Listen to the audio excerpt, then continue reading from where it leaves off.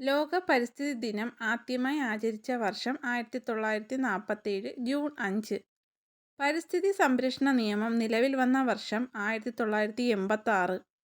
2025 ലോക പരിസ്ഥിതി ദിന ആഘോഷങ്ങൾക്ക് ആതിഥേയത്വം വഹിക്കുന്ന രാജ്യം കൊറിയ. കേരളത്തിൽ ഏറ്റവും കൂടുതൽ കണ്ടൽ വനങ്ങളുള്ള ജില്ല കണ്ണൂർ. 2025 ലോക പരിസ്ഥിതി ദിനത്തിൻ്റെ സന്ദേശം: ആഗോളതലത്തിൽ പ്ലാസ്റ്റിക് മലിനീകരണത്തിന് അറുതി വരുത്തുക. ഇന്ത്യൻ ഹരിത വിപ്ലവത്തിൻ്റെ പിതാവ് ഡോക്ടർ എം.എസ്. സ്വാമിനാഥൻ.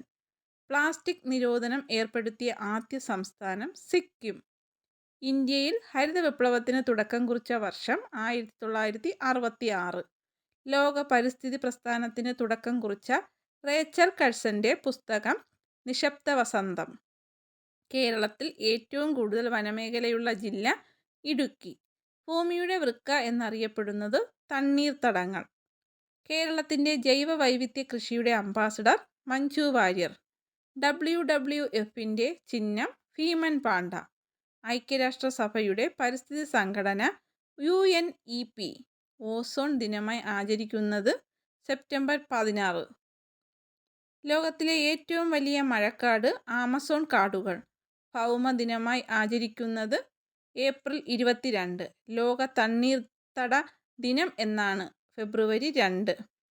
ഇന്ത്യയിൽ ഏറ്റവും കൂടുതൽ കണ്ടൽ വനം ഉള്ള സംസ്ഥാനം പശ്ചിമ ബംഗാൾ. കേരളത്തിലെ ആദ്യ വന്യജീവി സങ്കേതം പെരിയാർ വന്യജീവി സങ്കേതം. പക്ഷികളുടെ വൻകര എന്നറിയപ്പെടുന്നത് തെക്കേ അമേരിക്ക. ഇന്ത്യയിൽ ഏറ്റവും കൂടുതൽ വംശനാശ ഭീഷണി നേരിടുന്ന വൃക്ഷം ചന്ദനം. ഏറ്റവും കൂടുതൽ രാജ്യങ്ങൾ ദേശീയ പുഷ്പമായി അംഗീകരിച്ചിരിക്കുന്ന പുഷ്പം റോസ്. കേരളത്തിലെ ആദ്യ പക്ഷി സങ്കേതം തട്ടേക്കാട് എറണാകുളം ജില്ലയിലാണ്.